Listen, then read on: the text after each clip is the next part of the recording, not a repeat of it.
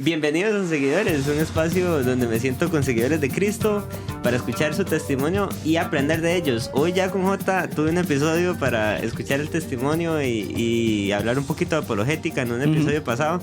Y hoy voy a estar más bien aprendiendo de Jota. Hoy vamos a estar juntos yendo por la Biblia y analizando varios temas en cuanto al nacimiento de Jesús. Vamos a ver primero el detalle de la historia cronológica de las cosas que pasaron cuando nació Jesús, y vamos a ver también profecías mientras hablamos de esto que se fueron cumpliendo durante el nacimiento de Jesús.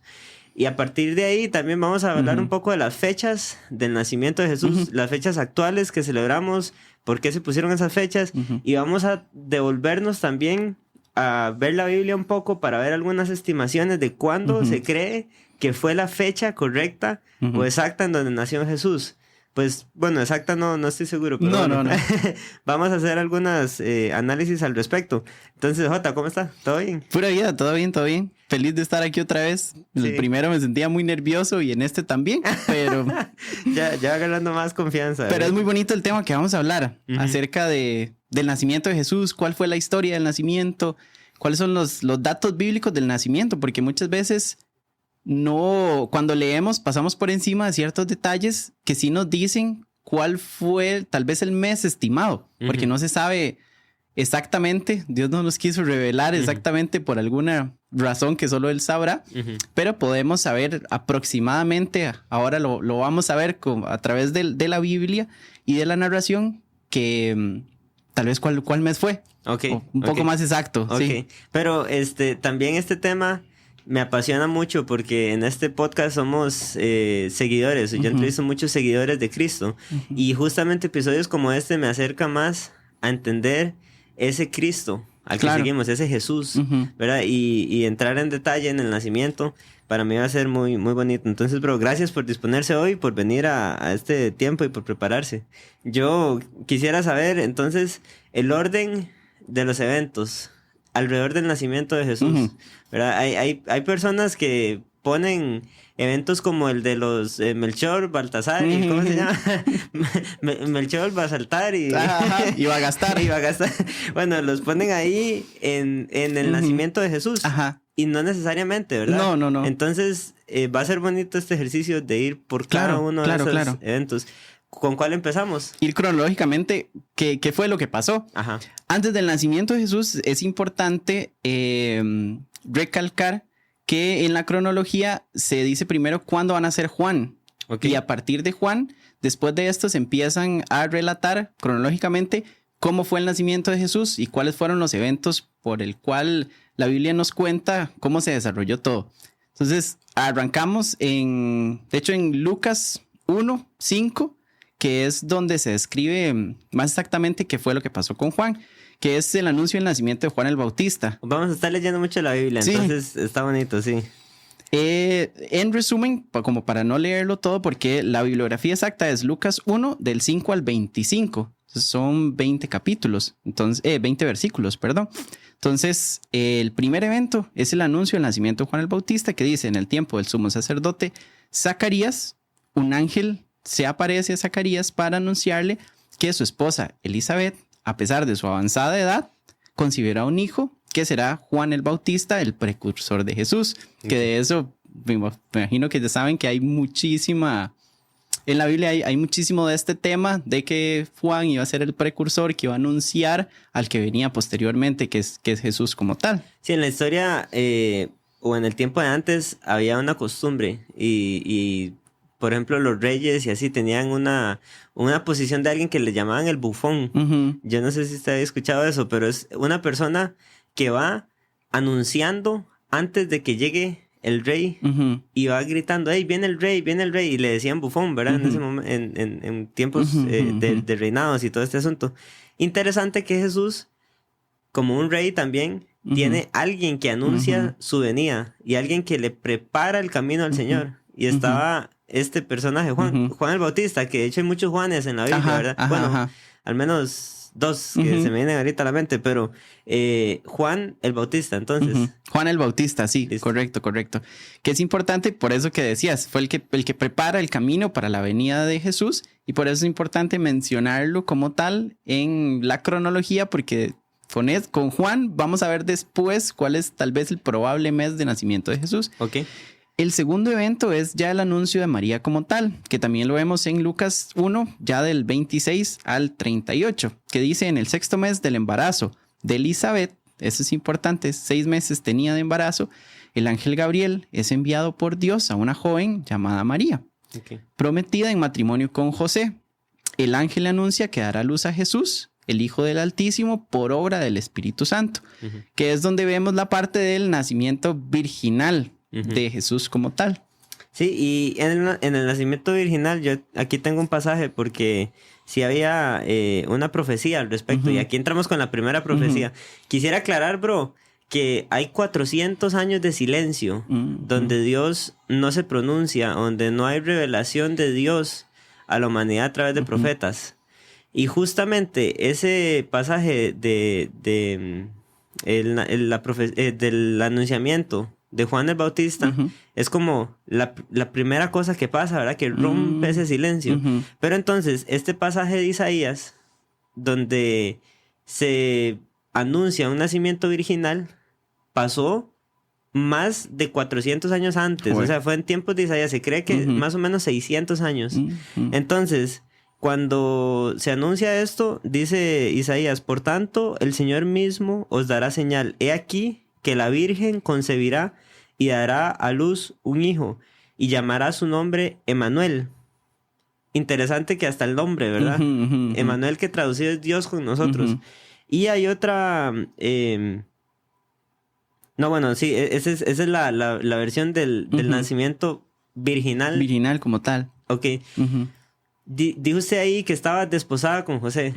Ahí hay cosas que aclarar, ¿verdad? Porque el matrimonio hoy en día es diferente o las prácticas, digamos, que hoy en día tenemos alrededor del matrimonio son diferentes a esa época. Inclusive dice que cuando José se dio cuenta que María estaba embarazada, quiso dejarla...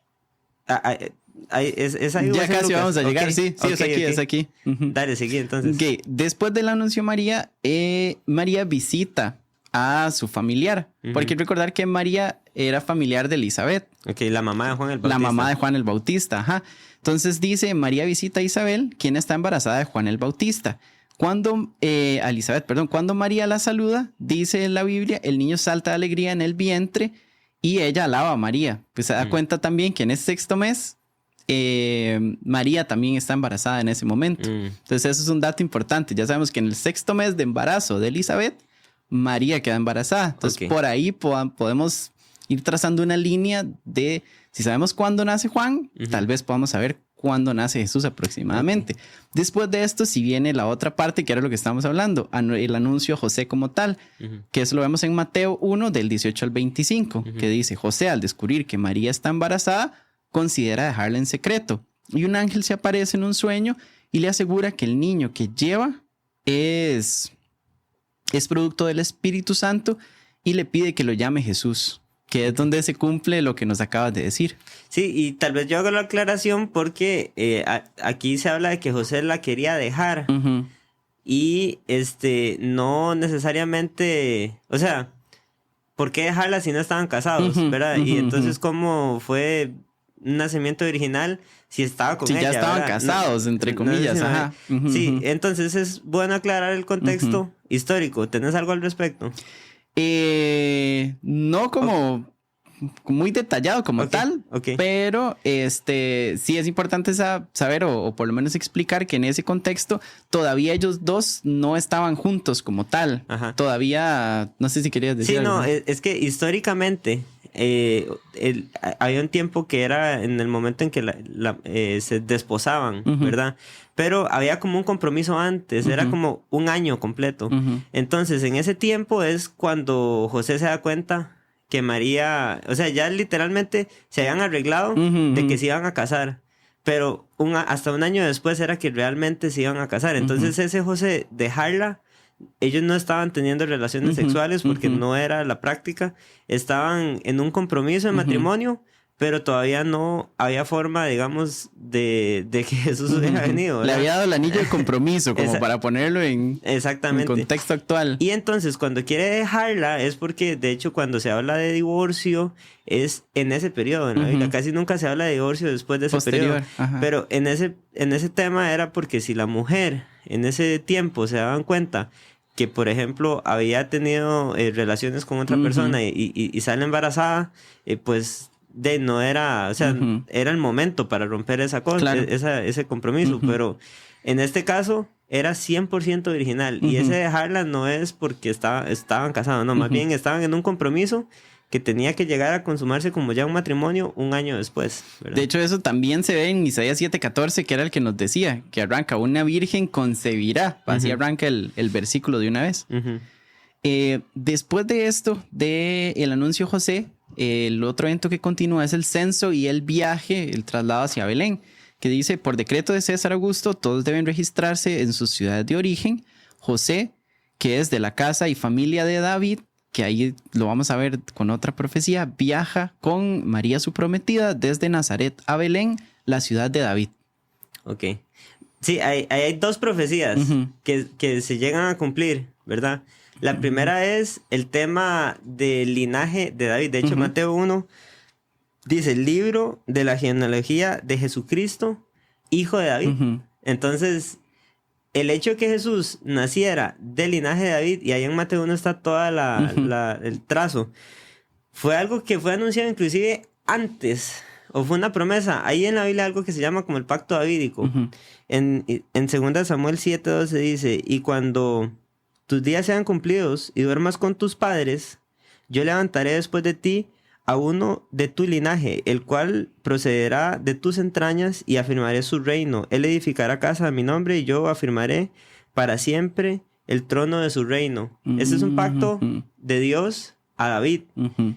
Y es interesante aquí en esto que se acaba de leer cómo vemos que ya Jesús nace del linaje que se había profetizado. Es como, Jota, usted va a ser hijo de Isabel, ¿verdad? Su mamá. Y bueno, esa sale en un episodio también acá.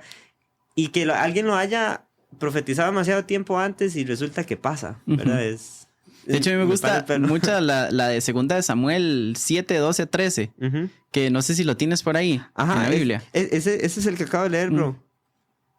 Completo, que es donde dice, será proclamado como rey. Eso, no sé, me gusta mucho esa parte como lo dice muy directamente, porque a veces la gente cree que las profecías están muy abiertas a especulaciones, interpretaciones, y no, dice, va a descender de David y va a ser proclamado como rey. No hay, ¿verdad? No hay como otra línea de interpretación como tal. Exacto. Afirmaré su reino, era lo que decía aquí en esta versión que yo leí. Pero sí, Jesús venía a ser rey y estaba profetizado desde hace, porque Samuel, en los tiempos de Samuel, esto fue todavía más de 600 años atrás, o sea, fue mucho tiempo antes. No tengo el dato exacto de cuándo fue que estuvo Samuel, pero sí fue mucho tiempo antes.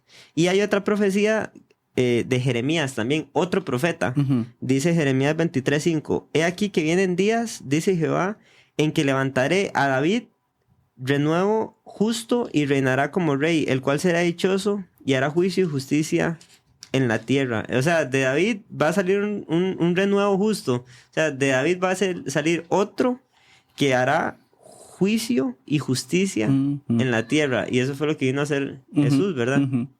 Entonces, hay dos profetas diferentes hablando de la misma profecía que usted me acaba de narrar que se cumplió, ¿verdad? Y directamente, sin campo a decir, no, a una mala interpretación. Sí, claro.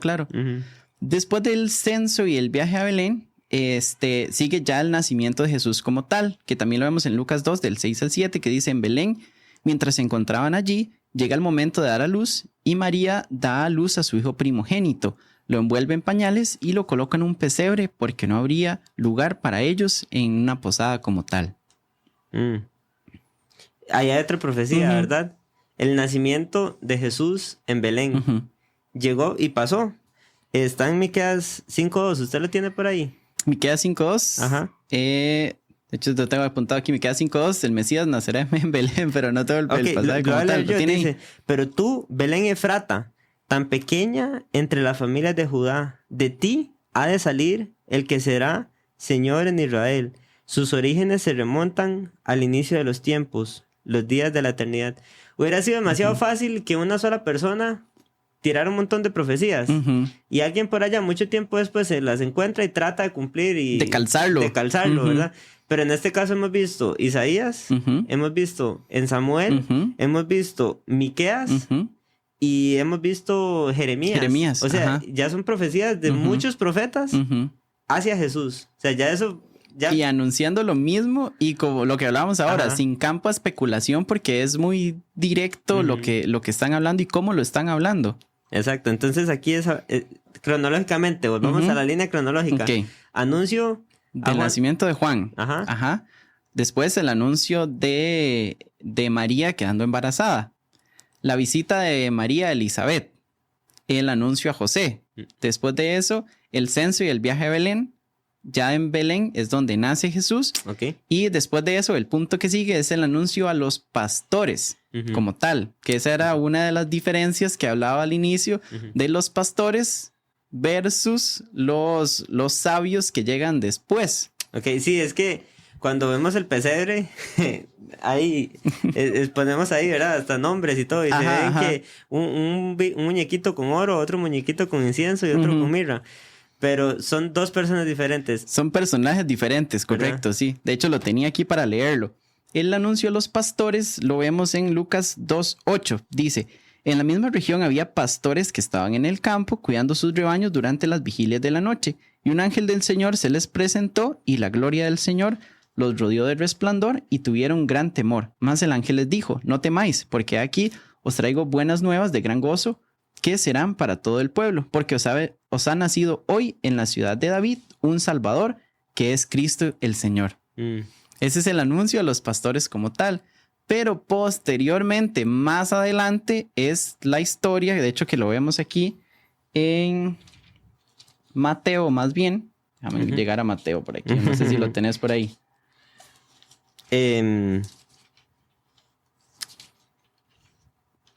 No, pero... ¿Cuál parte de Mateo? ¿Donde ya llegan los pastores a donde Jesús? Donde ya llegan a Jesús como tal. Sí, lo interesante de este tema es que va siendo como una historia muy diferente a la que nos han contado, ¿verdad? Vemos en un pesebre 3 bichitos, ¿verdad? Y esos son los magos que llevan oro, incienso y mirra, que de hecho no eran ni siquiera 3. No. Eran 3 regalos los que llevaban. Pero estas personas no son las que llegan en el momento del nacimiento de Jesús. Ellos llegan, se cree que hasta 3 años después. Pero aquí, estos pastores sí visitan a Jesús en ese momento. Y ahora sí hay que tener aquí los tengo, sí. Ahí en el momento que lo visitan y después, de hecho que era lo que veíamos en Lucas, que antes del nacimiento como tal, se le anuncia a los pastores. O sea, a los pastores se les anuncia justo en el momento que va a nacer Jesús. Pero en Mateo 2, que tenemos la visita de los magos como tal, que es donde arranca diciendo en Mateo 2, después de nacer Jesús, o sea, no establece una fecha como tal, ni que fue inmediato, ni, ¿verdad? No hay como un dato exacto. Nada más dice después que son ya los que se colocan en el pesebre de decoración. Pero dice, después de nacer Jesús en Belén de Judá, en tiempos del rey Herodes, unos magos del oriente llegan a Jerusalén diciendo, ¿dónde está el rey de los judíos? Llegan a buscarlo hasta después del nacimiento como tal. Bueno, entonces sigamos en la cronología ahí, bro. Y ya posterior a esto ya se cumple el nacimiento de Jesús como tal, ya los pastores, los magos como tal, y eso es lo que tenemos como la cronología como tal, ya quedándonos, ¿verdad? Nada más en el nacimiento de Jesús como tal. Ahora, hubo un evento que no mencionamos, y es cuando Jesús se va con sus papás. Eso es después de los magos, que era el último punto, perdón. Hacen el regreso a Nazaret. Creo que ese es el último punto. Ellos se fueron huyendo a Egipto. ¿Esa parte en qué momento pasa cronológicamente? Esta parte es después de la visita de los magos, porque Herodes, de hecho, los llama para decirle que dónde está ese rey al que van a visitar, para él poder ir a adorarlo, entre comillas, porque sabemos que iba a pasar ahí si Herodes se lo se lo encontraba, que es donde ellos tienen que huir como tal para evitar que Herodes le... Ok, y esa es otra profecía que yo tengo por acá. Estaba profetizado que cuando Jesús... estaba profetizado que Jesús iba a salir de Egipto. Ok, o sea, como que él iba a ir en algún momento a Egipto. De hecho, perdón, te lo leo, que es después de la visita de los magos, igual en Mateo 2, dice... Después de haberse marchado ellos, un ángel del Señor se le apareció a José en sueños diciendo, levántate, toma al niño y a su madre y huye a Egipto y quédate allí hasta que yo te diga, porque Herodes va a buscar al niño para matarle. Eso es lo que decía, para adorarle entre comillas, porque Herodes lo que quería era matar a Jesús. Y este ha sido un tema interesante porque el hecho que Jesús estuviera en Egipto voy a leerlo aquí dice, cuando el filósofo pagano Celso dirigió su ataque contra el cristianismo en el siglo III, ataque que arrostró y derrotó Orígenes, dijo que Jesús se había criado como un hijo ilegítimo, que alquiló sus servicios en Egipto, que adquirió el conocimiento de ciertos poderes milagrosos y volvió a su propio país para usarlo proclamándose Dios. Vea qué interesante. Algo para desmentir y para decir que Jesús no había sido, digamos, legítimo en todos sus poderes y en toda su obra milagrosa que tuvo en la tierra. La gente planteó que lo que hizo fue irse a Egipto y en Egipto aprender ahí, ¿verdad? Algunas cosillas de... aquí lo puso como poderes milagrosos, ¿verdad? Aprendidos en Egipto. Eso fue una crítica o un ataque, ¿verdad? Pero vemos como también externamente la Biblia se comprueba que Jesús estuvo en Egipto. O sea, ellos tuvieron... lo usaron como un ataque, pero más bien en doble propósito llegaron a confirmar la historia bíblica que menciona que Jesús con sus papás fue huyendo a Egipto por el tema de la persecución de Herodes. Exacto. Entonces es interesante, pero hay una profecía al respecto que está en Oseas 11. Dice Oseas 11:1: cuando Israel era muchacho yo lo amé y de Egipto llamé a mi hijo. Entonces el hecho que Herodes hiciera una matanza o que buscara niños para matarlos y que Jesús se fuera a Egipto que sus papás llevaran a Jesús huyendo a Egipto para refugiarse, fue algo que había sido profetizado por Oseas. Y lo interesante es que esto llega también a confirmar, o sea, estuvo en Egipto y no solo eso, sino que fuentes externas a la Biblia confirmaron que Jesús estuvo en Egipto. Claro, después lo trataron de usar como para desmentir, para tratar de poner a Jesús como un... Pero bueno, eso también es un detalle curioso. Aquí es donde vemos que se vuelve ilógico creer que el hecho del personaje histórico de Jesús no existió, teniendo tantas bibliografías como tal, inclusive fuentes extrabíblicas como tal.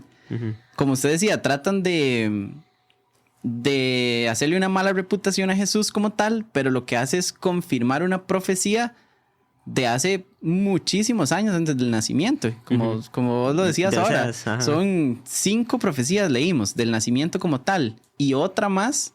Qué difícil debe ser, a menos de una intervención divina, decir, esta persona va a moverse de aquí hasta allá. Debe ser, o sea, no es algo que usted pueda decir, mira, Joshua se va a ir hoy de aquí a Holanda. O sea, es complicado. Sí, porque son viajes largos, o sea, no son cuestiones arbitrarias como que la gente... Qué importante todas estas profecías, bro, porque llegan a confirmar a Jesús en toda su divinidad. Y una expresión que usa Mateo mucho es para que se cumpliese lo dicho por el profeta. O sea, realmente Jesús vino a cumplir demasiadas profecías dicho por diferentes profetas. Y en esta historia cronológica que acabamos, en este recorrido, espero que no hayamos perdido como a los que están escuchando, pero en ese recorrido logramos ver también todas esas cumplimientos. Claro. Ahora, viene un punto interesante, que vimos como tal cuál es la cronología histórica, pero Ahora, ¿cuándo nació Jesús? Que esa es la pregunta. Sí, esa era el 25 de diciembre. ¿Será que nació un 25? Ok. Ahora, vamos a ver, importante, ¿cuáles son las bases de ese 25, entre comillas, bíblicas, históricas, y cómo fue la tradición para que se llegara a esa fecha? Ahora, a nivel histórico, se cree que, porque no hay como datos tan certeros como tal, pero se cree que fue una sustitución de una fiesta pagana, por decirlo así en resumen. Que esa fiesta se daba el 25 de diciembre porque era cuando empezaba el solsticio. De hecho, se celebraba algo que se llama el Sol Invictus, que es se celebraba al dios Mitra, que es una secta que se llama el mitraísmo, que le hace culto al sol como tal. De hecho, esa referencia, por si quieren buscarla después, está en la Enciclopedia Británica, es la que dice eso, que se cree que ese día es la cristianización del nacimiento del sol, o es la fiesta, como te decía, que celebra el solsticio de invierno como símbolo del resurgimiento del sol, que era donde cambiaba toda la parte de invierno, frío y demás, cosechas disminuidas, haya un cambio que lleva a el sol de nuevo en todo su esplendor, con posibilidad de tener mucho mejores cosechas como tal. O sea, era una fiesta pagana que ya estaba ahí establecida ese día, el 25. Era una fiesta pagana que estaba establecida, sí. Se quitó y se puso el nacimiento de Jesús. Ya vamos ahí, ya vamos a verlo. Ahora, los primeros cristianos adoptaron estas fiestas paganas con la idea de hacer sincretismo. ¿No sabes qué significa eso? Que es como tratar de agarrar otras culturas o otras tradiciones como tal, apoderárselas, pero como estrategia de evangelización para llegar a las demás personas. Fue una estrategia de evangelización inicial. De hecho, lo vemos en la Biblia. Muchos cristianos en el Antiguo Testamento, como Dios les dice que no sigan a dioses extraños, no sigan a dioses ajenos y demás, que inclusive lo podemos ver parte de esta celebración de Navidad como tal y toda su tradición en Jeremías 10 del 3 al 5. Yo creo que yo lo tengo por aquí. De hecho, que aquí dice: porque las costumbres de los pueblos son vanidad, pues un leño del bosque es cortado, lo trabajan las manos de un artífice con la suela, con plata y oro lo adornan. ¿A qué le suena eso? Sí, al arbolito. A un arbolito de Navidad, ¿verdad? Sí. Y curiosamente, vea lo que dice aquí. De hecho, en la Biblia está nombrado, no sé si puedes buscarlo, en Deuteronomio 16, 21, para que vea qué interesante lo que dice ese pasaje. Deuteronomio 16, 21 al 16. Mientras yo les voy leyendo Ezequiel 8, 4, que dice: he aquí, la gloria del Dios de Israel estaba allí, como la visión que yo había visto en la 8:14, perdón. Dice: entonces me llevó a la entrada de la puerta de la casa del Señor, que está al norte, y aquí había allí mujeres sentadas llorando a Tamuz. Eso es importante porque se cree que Tamuz reencarna. Y la reencarnación de Tamuz encarna en un árbol. El árbol estaba podrido y seco y reencarna en un árbol verde frondoso que se decora en honor a Tamuz. Ok. Entonces, voy aquí con ese pasaje. No plantarás, era Deuteronomio 16, 21. No plantarás ningún árbol para acera cerca del altar de Jehová tu Dios, que tú te has hecho. O sea, sí, literalmente Dios pone ahí como la separación. La separación, y vemos cómo venían ya las costumbres de una celebración grande con un árbol verde frondoso decorado. De hecho, en Jeremías habla de decoraciones con oro y el árbol clavado para que no se mueva y demás, que lo pueden, y tal vez los oyentes lo pueden buscar después como para ahondar en el tema, que es Jeremías 10 del 3 al 5. Ahora, en el siglo IV, del 320 al 353, el Papa Julio I es el que hay aproximadamente, el año es el 336 después de Cristo, que se dice que es incapaz de acabar con las fiestas paganas. La Iglesia Católica inventa una celebración que es la Natividad del Sol de Justicia, que eso suena a lo que habíamos visto antes de Mitra, de la celebración al sol. Entonces se trata de cambiar para el nacimiento del sol de justicia, que es Jesús. Pero ya esto pasaba un 25 de diciembre, que era el cambio del solsticio de invierno. Sí, nos vamos entendiendo de momento. De hecho, esa bibliografía está en el New International Dictionary of Christian Church, en la página 223, por si quieren corroborar ¿verdad? La información que estamos diciendo. Ahora, Navidad viene del latín nativas, que es nacimiento. Ese es el significado como tal, no tiene otro significado como más allá. Ahora, esta fecha se introdujo el 25 de diciembre, por eso que te decía, por tratar de acabar estas fiestas paganas y todo lo que había habido con el sincretismo, la mezcla de costumbres como tal. Ahora, en el año 449, el Papa León I establece ya como decreto el 25 de diciembre, ya pasa de la natividad del sol de justicia, o sea, el nacimiento de un nuevo sol que querían que fuera Jesús, o pagando al mitraísmo, ya como el nacimiento per se del Mesías. Entonces, ahí es la primera vez que se data de esa fecha, en el 449, con el Papa León I. Esa, de hecho, es la celebración oficial de la Iglesia Católica Romana como tal. Ahora, el emperador Justiano en el 529, que es el último emperador, declara una fiesta oficial como el Imperio Romano. Y ahí es donde ya se establece para la continuación de esa fecha como tal. Y entonces así quedó, pum, 25 de diciembre. Así quedó, Navidad. Pum, 25 de diciembre nació Jesús. ¿Por qué? Porque sí, básicamente. Sí, no fue basado en ninguna fecha bíblica o algún trazo, ¿verdad? Simplemente reemplazando la costumbre. Ahora, es válida la pregunta que voy a hacer. ¿Esto es una fiesta establecida o un recordatorio de Jesús? Que me gustaría leer ahí Mateo 15 del 8 al 9. No sé si vos lo tienes por ahí. Ok.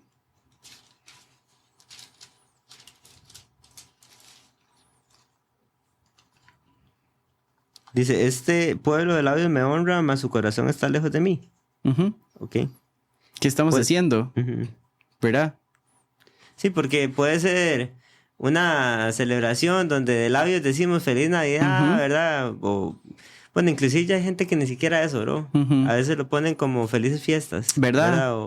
Ya se ha estado tratando de hacer lo mismo que se le hizo a Mitra, pero ahora a Jesús. Aunque esa no sea su fecha de nacimiento como tal, me gusta mucho hacer el contraste de ese versículo, porque ¿qué estamos haciendo nosotros en nuestras casas? ¿O qué estamos haciendo en nuestros trabajos? ¿Estamos felices decorando o estamos felices de recordar el nacimiento de nuestro Mesías en esta fecha? Ese era el punto reflexivo.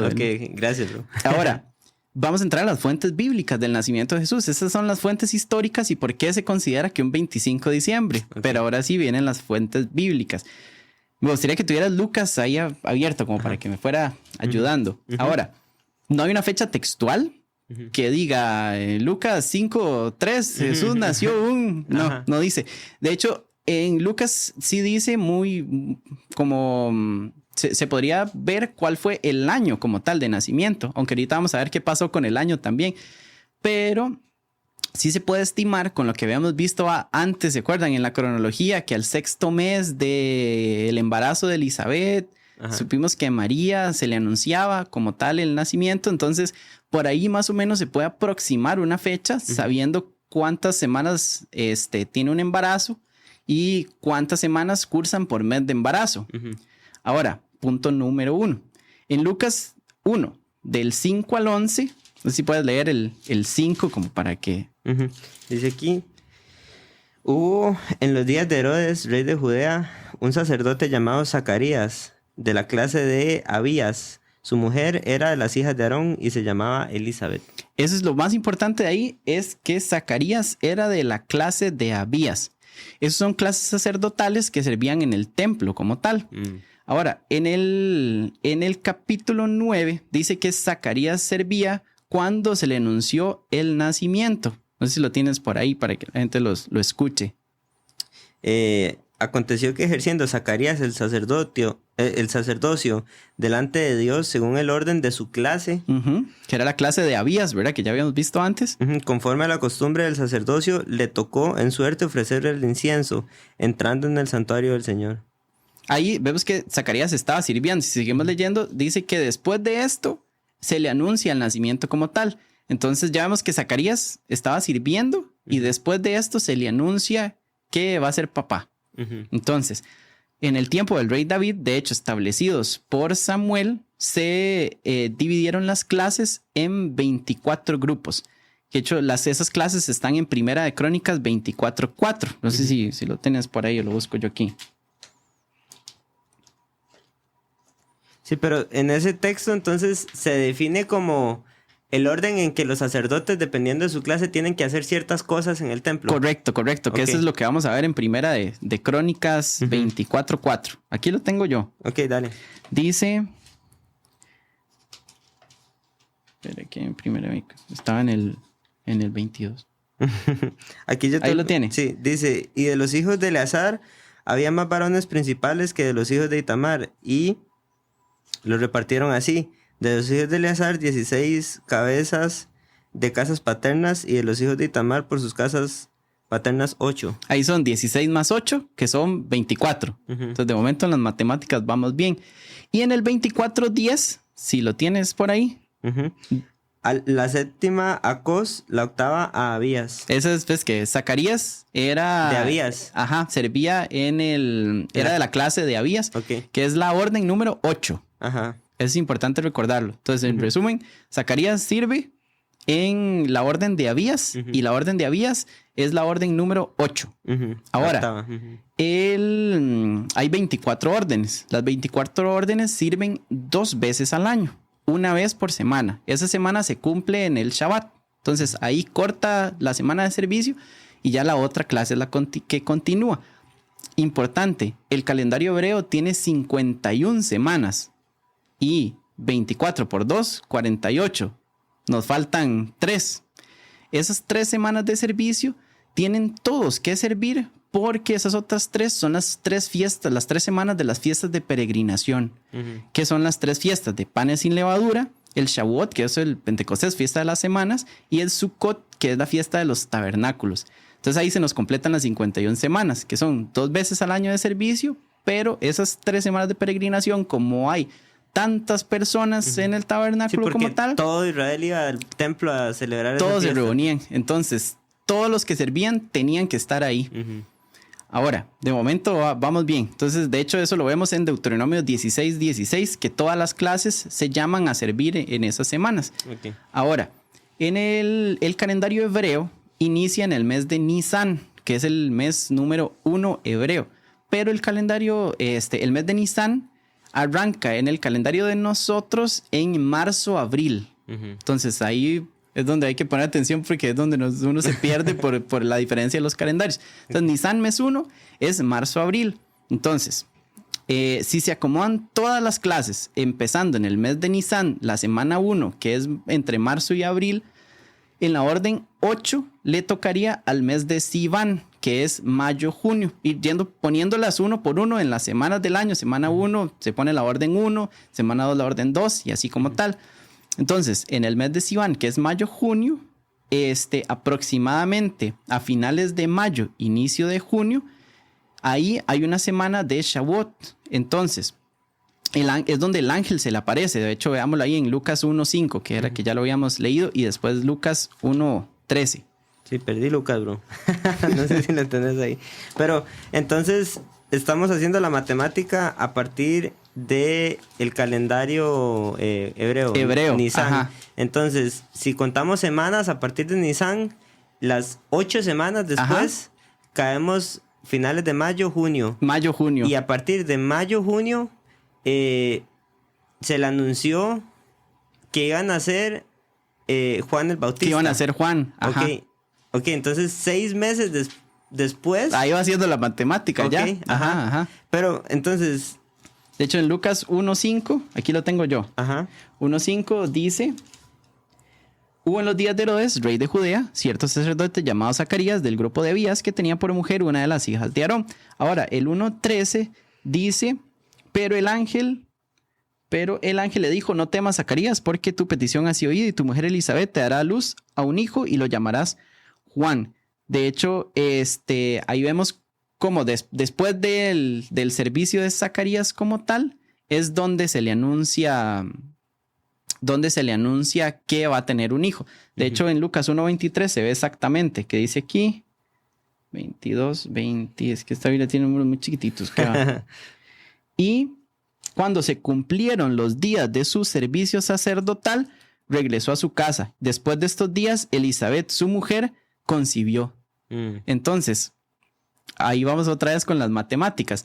Zacarías sirve entre la semana 9 y 10. Ahora, ¿por qué no en la 8 si era la orden 8? Porque en la semana 3 es la primer fiesta de peregrinación. Okay. Entonces se corre una. Entonces, en vez de la 8, como hay una fiesta, le tocaría en la semana 9.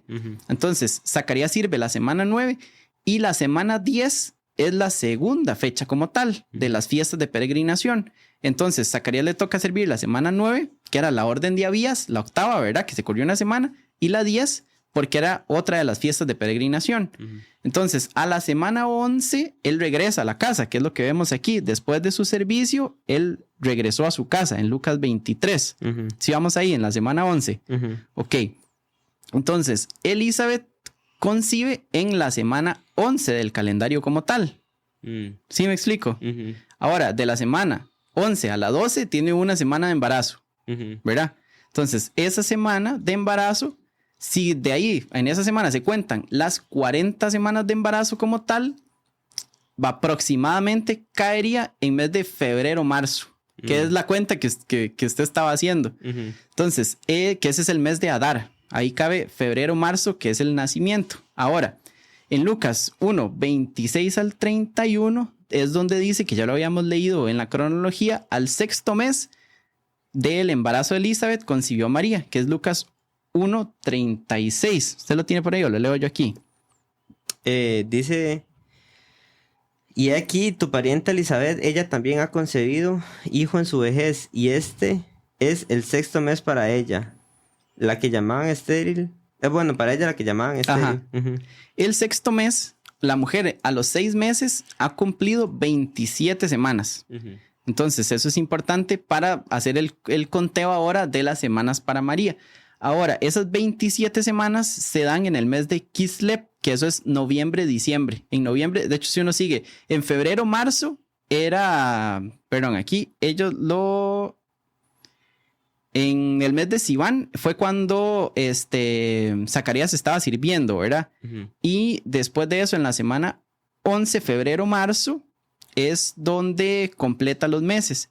Ya para el mes de Kislev, noviembre, diciembre, o sea, finales de noviembre como tal, es donde se le anuncia que es la semana 27-28, que sería la primera semana de embarazo de María a los 6 meses de Elizabeth, que eso es el mes de Tebet, que es diciembre, enero por ahí, que va a quedar embarazada. Entonces, si uno hace la cuenta ahí, diciembre, enero, febrero, marzo, abril, mayo, junio, julio, agosto, septiembre. Caen las 40 semanas exactas como tal. Entonces, al completar la semana 40, que eso es el mes de Tishre en el calendario hebreo, que eso es entre septiembre y octubre, es que se considera como tal el nacimiento. Ahora, en resumen, porque sé que es ¿verdad? Muchos números. Está bien toda la explicación, ¿verdad? Ahí uno la puede volver o lo que sea después. Pero para entender, es bueno entender todo el detalle. Claro. De la matemática, ¿verdad? Ahora, entonces, María recibe el aviso al sexto mes de Elizabeth, ¿verdad? Ese sexto mes de Elizabeth fue en noviembre, finales de noviembre e inicio de diciembre, que ya era el sexto mes porque habíamos visto que le había tocado en el mes de Sivan, mayo, junio. Entonces, junio, julio, agosto, septiembre, octubre, noviembre, diciembre, ¿verdad? 6 meses del anuncio de que iba a quedar embarazada. Al sexto mes se le anuncia a María. Entonces, sí me voy guiando con las cuentas. Sí, voy a decirlo yo para ver si lo entendí. Por ahí, de finales de mayo, junio, ¿verdad? Se anuncia que va a quedar embarazada Elizabeth. 6 meses después, entiéndase diciembre, se anuncia que va a quedar que María está embarazada. Entonces, alrededor de 40 semanas después, o más bien 9 meses que se conocen después de diciembre, es que debería haber nacido Jesús. Y eso sería más o menos septiembre. En septiembre, es que es el... Septiembre, octubre, si se pasó mucho. Ajá. De hecho, es interesante porque casi que calza con la última fiesta, que es la fiesta de Sukkot. No sé si puedes leer Juan 1:14. Que vemos otra profecía ahí. En este episodio me siento jugando esgrima. Juan 1:14, el primero que lo encuentre ahí. Sí, porque... Yo estoy con Biblia nueva, entonces ahora... Se le pegan las... Ajá. ¿Juan 1 qué? Juan 1:14. Sí, dice, y aquel verbo fue hecho carne y habitó entre nosotros, y vimos su gloria como del unigénito del Padre, lleno de gracia y de verdad. Eso, habitó entre nosotros, se traduce en algunas Biblias como es tabernáculo entre nosotros. Y justo en la fiesta que nace es la fiesta de los tabernáculos como tal. Okay. Entonces se considera como una profecía del nacimiento en el que Jesús va a ser el tabernáculo, calzando con la fiesta de los tabernáculos, que justo en esa semana de nacimiento, que se cree que es como por un 25 de septiembre como tal, es la fiesta de los tabernáculos como tal. Ahora, traía como un dato ahí extra. ¿Qué dice la Biblia acerca del año como tal? Que eso también es un año establecido de hecho lo voy a leer textualmente. Dice, el año de Jesús es quizá el dato sobre el que tenemos más evidencia histórica. Podemos estar casi seguros de que Jesús no nació entre el año 0 como tal, y se lo debemos a un erudito y matemático del siglo V que se conocía como Dionisio el Exiguo. Me cuesta decir esa palabra. Quien fechó las fechas del nacimiento de Jesús ese año para dividir la historia en el antes y un después de Cristo. Dionisio consideró que el punto central de la historia tenía que dejar de ser Roma y que tenía que ser Jesús como tal. El problema es que aunque era un gran matemático, tuvo un fallo en los cálculos. Entonces dice, pese a sus minuciosos cálculos sobre los años de cada emperador hasta Jesucristo, porque eso es lo que hace él, empieza a contar todos los emperadores hasta calzar a Herodes, que es donde se data la fecha de nacimiento de Jesús. Dice, Dionisio cometió un error de entre 4 y 7 años en la fecha de nacimiento de Jesús. ¿Por qué? Porque según los números de Dionisio, Herodes llevaba 4 y 7 años de muerto cuando nació Jesús. Y de hecho en Mateo 2:1 nos dice que Herodes era rey cuando unos magos del oriente llegaron a buscar a Jesús. Herodes el Grande murió aproximadamente en el 4 antes de Cristo, lo que significa que Jesús nació en ese año o antes. Entonces, dado que Herodes ordenó matar a todos los niños de 2 o menos años, Jesús podría haber tenido 2 años ya en el 4 antes de Cristo, lo que da una ventana del 6 al 4 para que fuera el año de nacimiento de Jesús y no el año 0 como se considera ahorita actualmente. Entonces estamos en el 2000... Súmele entre 4 y 6. Sí. Ok. Está interesante, bro. Sí, es interesante. Pero ahora viene la pregunta, porque todo esto que uno siempre lee tiene que llevarlo a la práctica de alguna manera. ¿Tengo que celebrar el nacimiento de Jesús en septiembre? ¿Tengo que celebrar el 24 de diciembre? Yo creo, o por lo menos lo que yo pienso que era, que por eso recalcaba Mateo 15 del 8 al 9, que debemos honrar a Jesús todos los días. ¿Es importante una fecha? Yo creo que sí. ¿Por qué? Porque nos hace recordar esa fecha, el nacimiento de nuestro Mesías, y de ahí debería de surgir todo. Yo sé que es importante todos los días recordarlo como tal, pero me parece que es un mes en el que todo pueda girar a eso en ese mes. El problema es que eso no pasa, que era lo que usted me estaba diciendo, que inclusive felices fiestas. Sí, yo considero, bro, que tenemos mucha evidencia histórica de que el 24 de diciembre como tal tuvo sus orígenes en cosas paganas.